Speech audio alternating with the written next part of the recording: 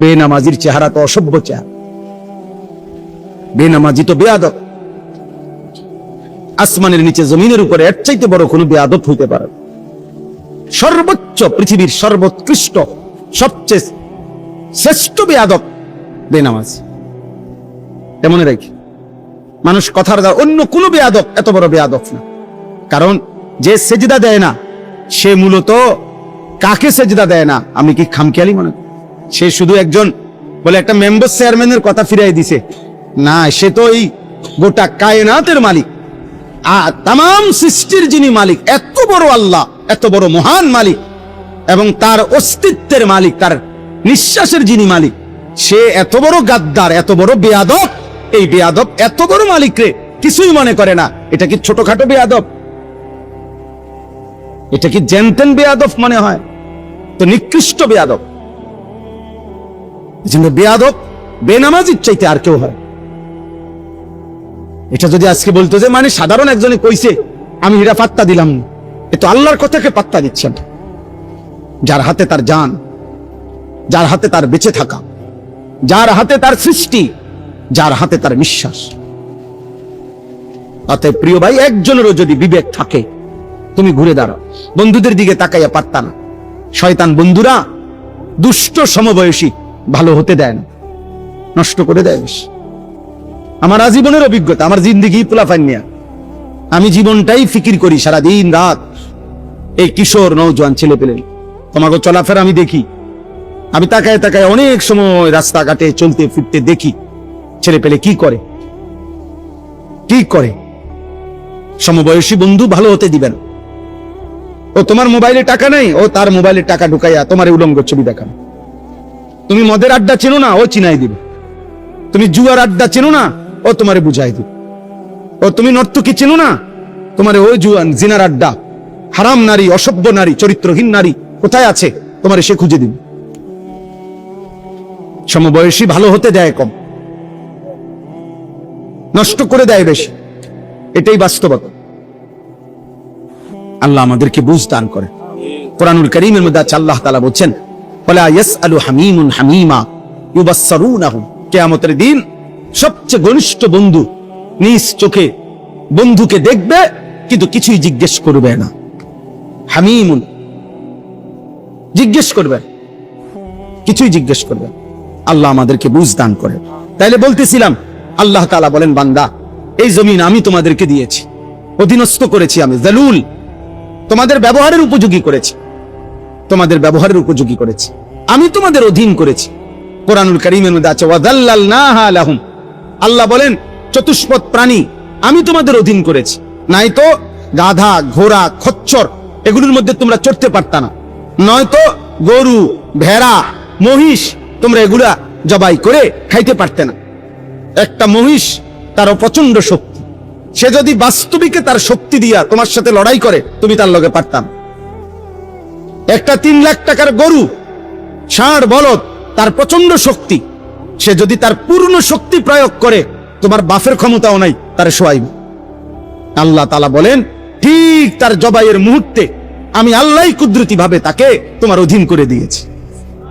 কারণ আমি এই যে কতক্ষণ ঠেলাঠেলি করে ওই কতক্ষণও তার রুহুর বাকি টাইম, বুঝেন নাই কথাটা? ওই মরবে মনে করেন, তার রুহু যাবে, জবাই হবে আর 2 মিনিট পরে, 3 মিনিট পরে। এই জন্য 3 মিনিট সে দস্তাদস্তি করে, এই জন্য 5 মিনিট সে দস্তাদস্তি করে। আল্লাহ যদি বলেন, আমি যদি বাস্তবিকে বলতাম যে গরু ঠিক আছে, তুই তোর শক্তি দেখা, তুই পারলে বাচ্চা যা, তোর গরুরে ধরতে পারতাম, মহিষেরে ধরতে পারতাম।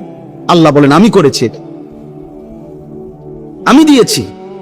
তোমরা আব্বা বুঝো, তোমরা ছোট না, তোমরা ফালতু জীবন না রে আব্বা। তোমার আব্বা হয়তো খেয়াল করে নাই, তোমার বাবা হয়তো বুঝে নাই, তোমার মা হয়তো বুঝে নাই, কিন্তু তাই বলে নিজেরে নিজে নষ্ট করে দিবা? কারো মা আগুনে পুড়ে গেলে তো সন্তান ইচ্ছে করে আগুনে পড়ে না, কারো বাবা অ্যাক্সিডেন্টে মরে গেলে তো সন্তান অ্যাক্সিডেন্ট করে নিজের জান দিয়ে দেয় না। এখানে তুমি কি বুঝো না? ঠিক আছে আমি কষ্ট পাইছি, আব্বা মারা গেছেন, কিন্তু আমি তো বাঁচতে হবে। তাহলে এরকমও যদি হয় যে আব্বা মা আমারে নামাজের কথা বলে নাই, এমনও যদি হয় আমার আব্বা মাই আল্লাহ চিনে না, নামাজ চিনে না, ঠিক আছে হইতে পারে, কিন্তু তারপরেও তো আমি নিজেকে নষ্ট করতে পারি না। তারপরেও তো হযরত ইব্রাহিম আলাইহিস সালামের আব্বা তো ছিলেন মূর্তি পূজক, কিন্তু মূর্তি পূজকের ঘরে তো তিনি নবী, তিনি তো নবী। হযরতে আসিয়া এই মহিলার স্বামী তো ছিল ফেরাউন। ফেরাউনের স্ত্রী হয়ে যদি তিনি মৃত্যু পর্যন্ত ঈমানদার হইতে পারেন, তাহলে পৃথিবীর বাকি মহিলাদের বাধা কোথায়? আমাদের সমাজের মহিলাদের বাধা কোথায়? একটা ঠুনকো যুক্তি দেখাই দিছে। স্বামী কইছে বেফর্দা হইতো, বাসুরের সামনে যাইতো, দেবরের সামনে যাইতো, একটা যুক্তি। নাইলে রাগ হয়, তা আল্লাহ যে রাগ হয়, স্বামী রাগ করার কারণে আপনি যেহেতু স্বামীর রাগ ভাঙানোর জন্য আপনি বেপর্দা হইলেন, তো আল্লাহ যে রাগ করতেছে, নবী যে রাগ করতেছে, এজন্য এটা কোনো অজুহাত হইতে পারে না, এটা কোনো অজুহাত। অনেক বাবা চাচা আছেন, আজকেও আমি মাগরিবের নামাজের সময় একজন বড় ব্যবসায়ী, কুমিল্লা ক্যান্টনমেন্টের প্রতিষ্ঠিত ব্যবসায়ী, ওনাকে হাত ধরে এরকম নামাজের পরে বলছি, ভাই আল্লাহর ওয়াস্তে দুনিয়ার প্রয়োজন আপনার যতক্ষণে আপনি পূর্ণ করেন, আপনার পরেও পৃথিবী থাকলে উপার্জনও থাকবে, ছেলে মেয়েরাও রোজগার করতে পারবে, কিন্তু দয়া করে আল্লাহর জন্য, আখিরাতের জন্য, নিজের আখিরাতের ইবাদত আমলের জন্য আরেকটু সময় বেশি দেন, আরেকটু সময় দেন। আমার আব্বা ইন্তেকাল করছে 2015 সালে। আমরা 5 ভাইয়ের কারো গদ্দুয়ার ছিল না আব্বার মরার সময়। 5 ভাই আলেম হইছে আব্বার আমলে, আলহামদুলিল্লাহ। বাকি আমাদের কোনো ঘর ছিল না।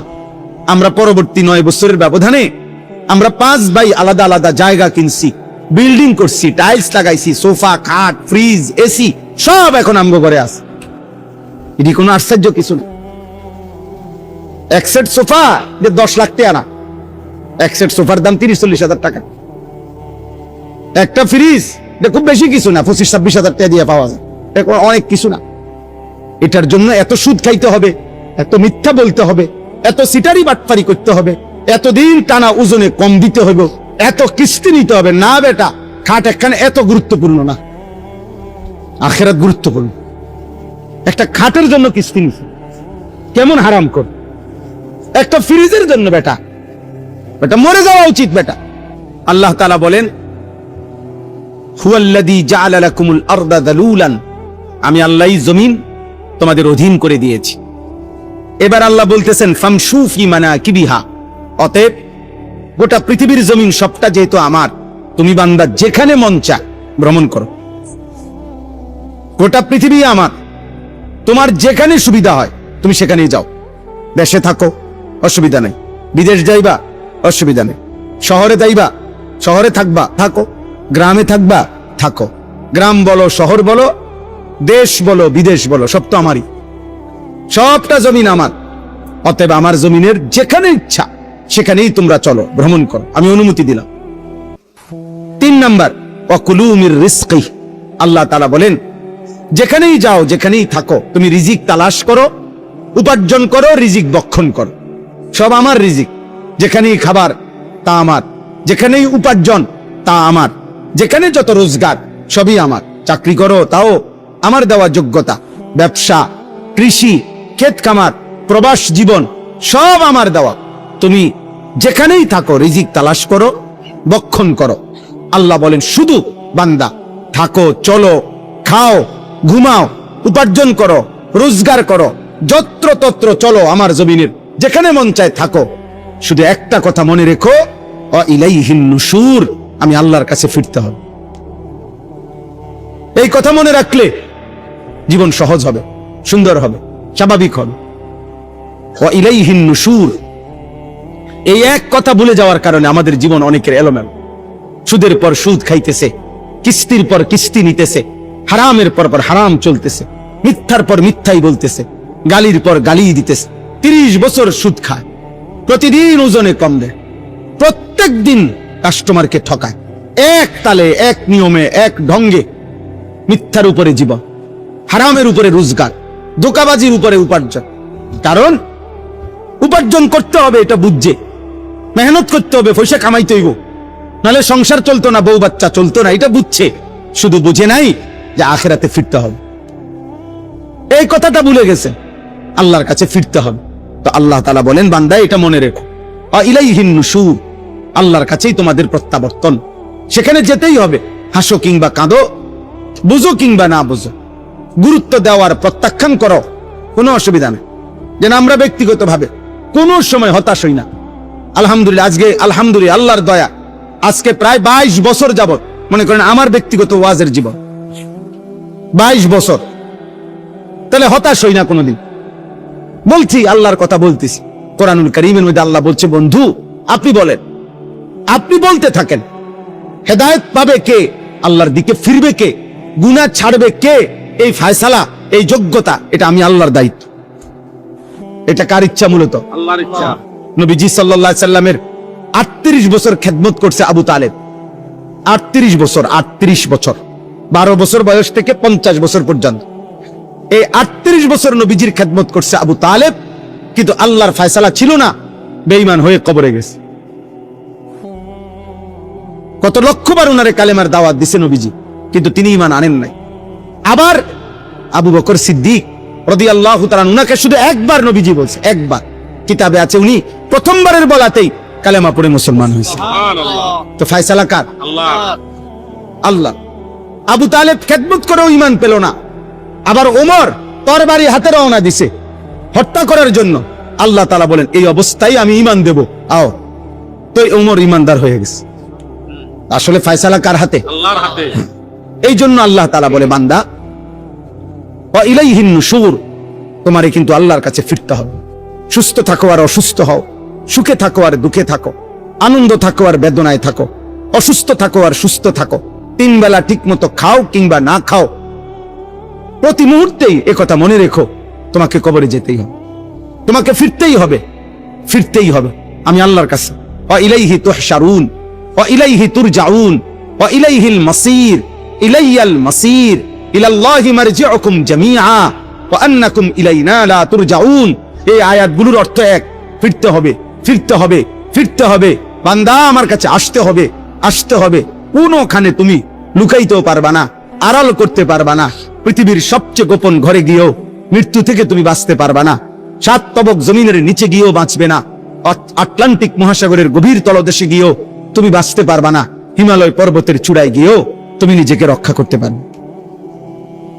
আমিনতুম মান ফিস সামাই আন ইয়াখসিফা বিকুমুল আরদা ফাইদা হিয়া তামুর। এবার আল্লাহ বলেন, হে নাফরমান বান্দা, তোমরা ওই আল্লাহর ব্যাপারে নিজেদেরকে এতটা নিরাপদ কেমনে ভাবলা? অথচ তুমি কি জানো, তিনি ইচ্ছে করিলে জীবন্ত পাপীকে মাটির নিচে ধসাইয়া দিতে পারে। ফাইদা হিয়া তামুর, তখন তো ওই মাটি তোমার মতো নাফরমানকে নিয়ে কাঁপতে থাকবে। আল্লাহ তাআলা বলেন, এমন আল্লাহ থেকে নিজেকে নিরাপদ ভাবছো কেন? আপনারা বলেন, একজনই ভাবেন, আল্লাহ তাআলা কারুনকে জীবন্ত মাটির নিচে ধসায়া দিছে, দাফন করে দিছে। লূত আলাইহিস সালামের জাতিকে আল্লাহ তাআলা জীবন্ত ঘুমেছিল, ঘুমন্ত অবস্থায় মাটি উল্টাইয়া 7 তবক জমিনের নিচের মাটি উপরে, উপরের মাটি নিচে দিয়া একদম উল্টানি দিয়া পুরা জাতিকে এক রাতে ভোরবেলা ফজরের ওয়াক্তে আল্লাহ শেষ করে দিছে। তো কোরআন শরীফের আয়াত, কোরআনের আয়াত এটা। আল্লাহ তাআলা বলেন, অতএব হে বান্দা, কেমনে তুমি ওই আল্লাহ থেকে নিজেকে নিরাপদ ভাবছো? কি করছো এটা? একটা সেজদাও দিবা না, একদিনও হালাল খাইবা না, আমি আল্লাহর কথা টোটালি ভাববা না। জীবন এইভাবেই শুধু এই নারী, ছবি, মদ, জুয়া, জিনা, ব্যভিচার, গান, বাদ্য, অশ্লীলতা, উলঙ্গতা, সুদ, কিস্তি, হারাম, বিড়ি, সিগারেট, গালি গালাস, চা দোকানের আড্ডা, খালাস। জওয়ান বুড়া সবাই মিলে এই বুঝে নিছো, বেপর্দা, বেহায়া। আস্তাগফিরুল্লাহ। অসংখ্য মহিলা নিজের জীবনকে এই ভাগে ভাগ করে নিস। কিছুক্ষণ রান্না বান্না, কিছুক্ষণ বাজার মার্কেটিং, আর কিছুক্ষণ গল্প গুজব, টেলিভিশন, নাটক, সিনেমা। আখিরাত কোথায় মা? মৃত্যু কোথায় বোন? আল্লাহ তাআলা বলেন, আম আমিনতুম মান ফিস সামাই আন ইউরসিলা আলাইকুম হাসিবা ফাসাতা'লামুনা কাইফা নাদির। তোমরা কি ওই আসমানে যে আল্লাহ আছে তার ব্যাপারে নিজেকে এতটা নিরাপদ ভাবছো? তুমি কি জানো তিনি ইচ্ছে করিলে আকাশ থেকে পাথরের বৃষ্টি বর্ষণ করে ধ্বংস করে দিতে পারে। আল্লাহ তাআলা এই পৃথিবীতে 2টা জাতিকে পাথরের বৃষ্টি বর্ষণ করে ধ্বংস করছে। একটা হলো এই লূত আলাইহিস সালামের জাতি, যাদেরকে প্রথম উল্টাইয়া এর উপরে পাথরের বৃষ্টি বর্ষণ করে শেষ করে দিছে। আরেকটা হলো আব্রাহা বাদশার সৈন্যবাহিনী যে হাতি নিয়ে আল্লাহর ঘর ধ্বংস করতে আসছে, পাখির মুখে পাথর দিয়ে আল্লাহ তাআলা ওই পুরা সেনাবাহিনী এবং আব্রাহা সহ এদেরকে ধ্বংস করে দিছে কিনা বলেন না? আমাদের দেশে মাঝে মাঝে বৃষ্টির সময় যে শিল পড়ে, ওই যে ছোট ছোট সাদা সাদা, এগুলোর আঘাতেও তো ব্যাপক ক্ষতিগ্রস্ত হয়। সেটা যদি আযাবের আকারে পড়ে, সেটা যদি প্রচন্ড আকারে পড়ে, সেটা যদি আল্লাহর ফয়সালা হয় যে এর দ্বারা মানুষগুলো আমি ধ্বংস করে দেব, আল্লাহ বলেন আমি এটা করতে পারি। ফাসাতালামুনা কাইফা নাদির, তখন তুমি বুঝবা আমি আল্লাহর ভয় প্রদর্শন কেমন ছিল। আযাব না আসলে আমরা বুঝি না। যতক্ষণ পর্যন্ত অসংখ্য যুবক আছে, যতক্ষণ মোটরসাইকেল নিজে অ্যাক্সিডেন্ট না করবে, তার দুই পাশে যদি 10টাও অ্যাক্সিডেন্ট করে, এই নাফরমান হিংস্র পশুর মতো এইটারে চালাইতেই থাকে। সে বুঝতেও চায় না যে তার আশেপাশে এত মানুষ অ্যাক্সিডেন্ট হয়েছে, আমারও অ্যাক্সিডেন্ট হবে না, আমি যতক্ষণ নিজে না মরবো অতক্ষণ আমি থামবো না, অতক্ষণ থামবেন। এই হলো হালাত। আল্লাহ তাআলা বলেন সত্যি সত্যি যেদিন তোমার ঘাড়ে আযাব আসবে সেদিন হয়তো বুঝবে, কিন্তু বুঝে কি লাভ হবে? ওয়ালাকাদ কাযযাবাল্লাযীনা মিন ক্বাবলিহিম ফাকাইফা কানা নাকির। আল্লাহ তাআলা বলেন, হে আমার বান্দা, ইতিপূর্বে যুগে যুগে যারা আমি আল্লাহর নাফরমানি করেছিল তাদের প্রত্যেকের আমার বিরোধিতার পরিণতি কি হয়েছে তুমি একটু জিজ্ঞেস করো। তুমি খবর নাও ফেরাউনের কি হয়েছে, নমরুদের কি হয়েছে, কারুনের কি হয়েছে, নূহ আলাইহিস সালামের জাতিকে কেন ডুবাইয়া লাইছে, লূত আলাইহিস সালামের জাতিকে কেন উল্টাইয়া ফেলছে, ফেরাউনকে কেন পানিতে ডুবাইছে, কারুনকে কেন জিন্দা দাফন করে ফেলছে। আল্লাহ বলে খবর নাও, জিজ্ঞাসা করো। জিজ্ঞাসা করে তুমি একবার বিবেক থাকলে আন্দাজ করো অবিকল পাপ তুমি কেন করছো, নাফরমানি কেন করছো। আল্লাহ আমাদেরকে বুঝ দান করে। অতএব প্রিয় ভাই, প্রিয় বাবা, আমার কথা শেষ। আমি এই 4টা আয়াতই পড়ছিলাম। এই 4টি আয়াতের দ্বারা আমি এই কথাই বুঝাইতে চাই, আল্লাহর আযাব একটা চূড়ান্ত মূলনীতি। একজন মনে রাখেন, আল্লাহ তাআলা দুনিয়াতে আল্লাহর একটা ফয়সালা কোরআনে আছে, প্রত্যেক পাপীকে তার পাপের শাস্তি আমি আল্লাহ আযাব দুনিয়াতে দেই না। সকল পাপীর প্রত্যেক পাপের শাস্তি চূড়ান্ত দেওয়ার জন্যই আখিরাত। বাকি আল্লাহ বলেন আমি দুনিয়াতে প্রত্যেক পাপীকেই তার পাপের কারণে ছেড়ে দেই না, সবাইকে শাস্তি দেই না, তার মানে আবার সবাইকে ছেড়েও দেই। মাঝে মাঝে কোনো পাপের কারণে কাউকে ধরি, যখন যাকে ধরি তার আর বাঁচার উপায় থাকে, আর সেই ধরাটা আমাকে ধরবে না তার নিশ্চয় থাকে। এই রাস্তার মধ্যে প্রতিদিন শত শত গাড়ি নিরাপদে গন্তব্যে ফিরে যায়, তাই বলে প্রত্যেক গাড়িওয়ালাই ভাবে যে কোনো সময় অ্যাক্সিডেন্ট হইতে পারে, আমারটাও হইতে পারে। তাহলে এটাই বাস্তবতা। প্রতিদিন এত গাড়ি চলে যাচ্ছে বলে একথা ভাবার সুযোগ নাই, কারণ এর ভিড় দিয়েই, এর মাঝখান দিয়েই প্রতিদিন কোনো না কোনো গাড়ি অ্যাক্সিডেন্ট হইতেছে। প্রতিদিন সকালবেলা অসংখ্য মানুষ ঘুম থেকে জাগে বলেই একথা ভাবলে চলবে না, কারণ এর মাঝ থেকেই প্রতিদিন রাতে বা দিনে বহু মানুষের মৃত্যু হইতেছে কিনা বলেন।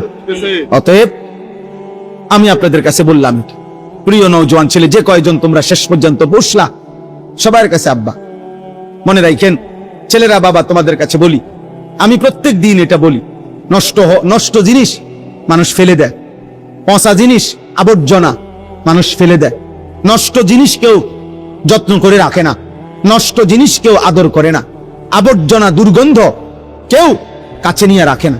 ঠিক তেমনি ভাবে চরিত্রহীন যুবক, নষ্ট যুবক, লম্পট যুবক, নারী দেখে অভ্যস্ত, জিনা ব্যভিচারে অভ্যস্ত, মদ জুয়ায় আসক্ত, হারাম ছবি হারাম নারীতে জীবনটা যে নষ্ট করে দিছে, খোদার কসম আজ না হোক কাল এই সমাজ তোমাকে ছুঁড়ে ফেলে দিবে। একদিন দেখবা কুত্তা বিলাইও তোমার নাম নেয় না, মানুষ তো দূরে থাকে, কোন জন্তু জানোয়ারও তোমার দিকে থুতুও মারে না। মনে রাখো, তুমি নিজে নিজে নষ্ট হয়ে গেল, আর কি নিজে নষ্ট হয়ে গেল। এজন্য একজনও যদি বুঝে থাকো বাপ, নিজেরে ফেরাও, তোমারটা তুমি ফেরো, এই পৃথিবীতে প্রত্যেক পুরুষের, নারীর, আমাদের যার যেই চাহিদা তা পূরণের চাহিদা দিয়েছেন আল্লাহ, তা পূরণের শতভাগ বৈধ ব্যবস্থা রেখেছেন আল্লাহ। তৃষ্ণা যিনি দিয়েছেন, পানির ব্যবস্থা তিনি রেখেছেন। ক্ষুধা যিনি দিয়েছেন, খাবারের ব্যবস্থা তিনি রেখেছেন। লজ্জাস্থানের চাহিদা যিনি দিয়েছেন, হালাল পবিত্র স্ত্রী তিনি রেখেছেন। প্রত্যেক চাহিদা পূরণের জন্য আল্লাহ তাআলা প্রদত্ত হালাল ব্যবস্থাপনা আছে। হালাল ব্যবস্থা না রাইখা খোদার কসম আল্লাহ কোনটা হারাম করে। সুদ হারাম করে দিছে, কিস্তি হারাম করছে, ঘুষ হারাম করছে, তো এখন আর রোজগারের কোনো বুদ্ধি নাই না। আল্লাহ তাআলা ব্যবসাকে তো হালাল করছে না? তাহলে এমন কি মদ আল্লাহ হারাম করছে, তো আল্লাহ তাআলা তো মধুকে হালাল করছে। ভিন নারীকে আল্লাহ হারাম করছে দেখা, কিন্তু আপন স্ত্রীকে তো লক্ষবার দেখা হালাল করছে। আর সব চাহিদা তো একদিনে পূরণ হয় না। আজকের ক্লাস 8 এর পড়া ছেলে তো এবছরই এসএসসি পাস করতে পারবে না। আজকের এসএসসি পড়ুয়া ছেলেটা তো এই বছরই অনার্স পাস করতে পারবে না। তো কাজে তুমি তোমার সব চাহিদা একই দিনে পূরণ করতে চাচ্ছ কেন? নারী, ছবি, জিনা, ব্যভিচার, লজ্জাস্থানের চাহিদা সব আজকে পূরণ হয়ে যাইতে হবে। ব্যাপারটা কি বাবা? বিষয়টা কি? কেউ ভাবো, আমরা জানি আলহামদুলিল্লাহ আল্লাহর দয়া প্রতিদিন সারা বাংলাদেশে কেউ না কেউ ভাবে, 1 জন 2 জন 3 জন, আলহামদুলিল্লাহ আমরা আশাবাদী। অনেক আশা বুকে বাইদা বয়ান করি, ফেরিওয়ালার মতো দৌড়াই। আমার কোনো শীত গরম নাই, গ্রীষ্মকাল আমি সিজন আনসিজন বুঝি না, বড় মাহফিল ছোট মাহফিল বুঝি না, সোজা হিসাব। এই গত সপ্তাহে 5 জেলায় ছিলাম, কুষ্টিয়া, মাগুরা, ঝিনাইদহ, খুলনা, যশোর। বিশ্বাস করেন জায়গায় জায়গায় 5 লিটার করে তেল সংগ্রহ করে তারপরে মাহফিল করছি। 5 দিন বাইরে ছিলাম, আমার গাড়ি 5 লিটার করে তেল বিভিন্ন জায়গা থেকে নিছি, নিয়ে মিলাইয়া তারপরে গাড়িতে নিছি। আল্লাহর কথা বলতে হবে, সব অবস্থায় বলতে হবে, রোদে কিংবা বৃষ্টিতে, গরমে কিংবা শীতে, সিজন টিজন নাই। আল্লাহর কথা প্রতিদিন একজনকেও বলতে হবে, 1 লক্ষকেও বলতে হবে। জনপ্রিয়তা দিয়ে কিচ্ছু আসে যায় না, আল্লাহর কথা বলা চাই। আল্লাহ আমাদেরকে তৌফিক দান করে। আল্লাহ তাআলা এই মাদ্রাসা কবুল করে নেন। আল্লাহ তাআলা, তোমরা যারা নওজোয়ান বাবা আসছো, বাবা দয়া করো নিজের উপরে, তোমার কথাই বলছি, আমার জন্য বলছি না, তোমার জন্য বলছি। নিজের ভালো দেখো, চুলগুলো দয়া করে কাফের মুশরিকদের মতো রাখো না, এগুলা বিশ্রী চুল। নবীজি সাল্লাল্লাহু আলাইহি সাল্লামের একজন সাহাবী হযরত জাফর, ওনার আপন চাচাতো ভাই, যুদ্ধের ময়দানে শহীদ হয়েছে, মুতার যুদ্ধে। সেই দিন যেদিন ওনাদের বাবা শহীদ হয়েছে, মানে সাহাবী, নবীজি ওই দিন ওনার বাড়িতে গেছে, ওনার ছেলেদেরকে ডাইকা আদর করে দেখছে যে 3টা ছেলে, ওই সাহাবীর 3টা ছেলের চুলগুলো একটু বড় হয়ে গেছে। বাবা মারা গেছে, শহীদ হয়েছে যুদ্ধের ময়দানে। নবীজি ঠিক ওই দিন, হাদিসে স্পষ্ট আছে, নবীজি সাহাবাদেরকে বললেন, চুল কাটতে পারে এমন কাউকে ডাকো, আমার ভাতিজাদের চুলগুলো সুন্দর করে কেটে দাও। অথচ সেদিন তাদের বাবা শহীদ হয়েছে। সেদিনও নবীজি এটা খেয়াল রাখছে, সেদিনও খেয়াল। আল্লাহ নবী সাল্লাল্লাহু আলাইহি সাল্লামের স্পষ্ট বিশুদ্ধ হাদিস, নবীজি বলছেন, কোন মুমিন, কোন মুসলমানের বাচ্চা, তার চুল একদিকে বেশি একদিকে কম, কিছু অংশ আছে কিছু অংশ নাই, এমন চুল রাখতে পারে না। এটা মুমিনের পরিচয় না। প্রিয় ভাই, ভাবতে শেখো, নিজের কদর করো। কাফের বেঈমানের মতো হয়ে কি লাভ? কাফের বেঈমান তো তোমার ধার ধারে না। আমেরিকার কোন বেঈমান তো আমাদেরকে চিনে না, ইহুদি খ্রিস্টান তো আমাদেরকে চিনে না। আমাদেরকে প্রতি মুহূর্তে গুলি করতে চায়, হত্যা করতে চায়। আমাদের ভাইদের লাশ, বোনের লাশ, এতিম বাচ্চার লাশে আল্লাহর জমিন শেষ করে ফেলতেছে। চলন্ত আগুন কুণ্ডুলির মধ্যে ইয়া করে উপরে পাও বাইন্দা ফিলিস্তিনি মুসলমানের উপরে এই আগুনের মধ্যে একবার ধোঁয়ার মতো এটার মধ্যে ঢুকায় আবার উঠায়, এই জুলুম করছে। ভারী মোটা মোম আগুনে পুরাইয়া, এই মোমের গলায়া ইমানদার মুসলমান এই বা পৃথিবীতে পিঠের মধ্যে ফেলতেছে, পিঠ মুসরা দিয়ে বাইন্দা। আর তোমরা নারী দেখো, ছবি দেখো, উলঙ্গ দৃশ্যই দেখো, ছি ছি ছি। ঠিক বেটা, ছি বেটা, তোদের কপালে থু থু কত, তোদের যাদের কপালে সেজদা নাই বেটা, থু তোর কপাল। আফসুস বেটা, মুসলমানের ঘরে জন্ম নিয়া এত বড় কাপুরুষ নাফরমান কেমনে হইলি বেটা? এত বড় পবিত্র কোন মায়ের দুধ খাইয়া এমন নারী লুবি হইলি কেমনে? এত নর্তকী দেখলি কেমন? তোর মাকে দেখোস নাই কোনোদিন? মায়ের ইজ্জত আছে না? বোনের ইজ্জত আছে না? তোমার ফুফুর ইজ্জত আছে না? পরের নারী কেমনে দেখো? হ্যাঁ, তুমি জানো না তোমার মাও তো নারী? তুমি জানো না তোমার বোনও তো নারী? তুমি জানো না তোমার ফুফু নারী? তুমি জানো না তোমার খালা নারী? তো আরেকজনের বোন, আরেকজনের ফুফুকে অস্থির দৃশ্য কেন দেখো? নির্লজ্জ বেহায়া, মানুষের ঘরে জন্ম নিয়ে এমন পশু হবে কেন? আল্লাহ আমাদেরকে হেফাজত করেন। আমরা শক্ত করে বললাম, আল্লাহ আমাদেরকে কবুল করেন। একজনও যদি ফিরে, আমাদের এটাই আশা, সারা বাংলাদেশের নওজোয়ান আল্লাহর দিকে ফিরবে ইনশাআল্লাহ। আমরা আশাবাদ, ফিরবে তো ওই কয়জন আল্লাহ ফয়সালা রাখছে যত, নাকি? এখানে আমাদের কিছু না, আমরা এই জন্য গণি না, মানে আমি গণমুখিতাম।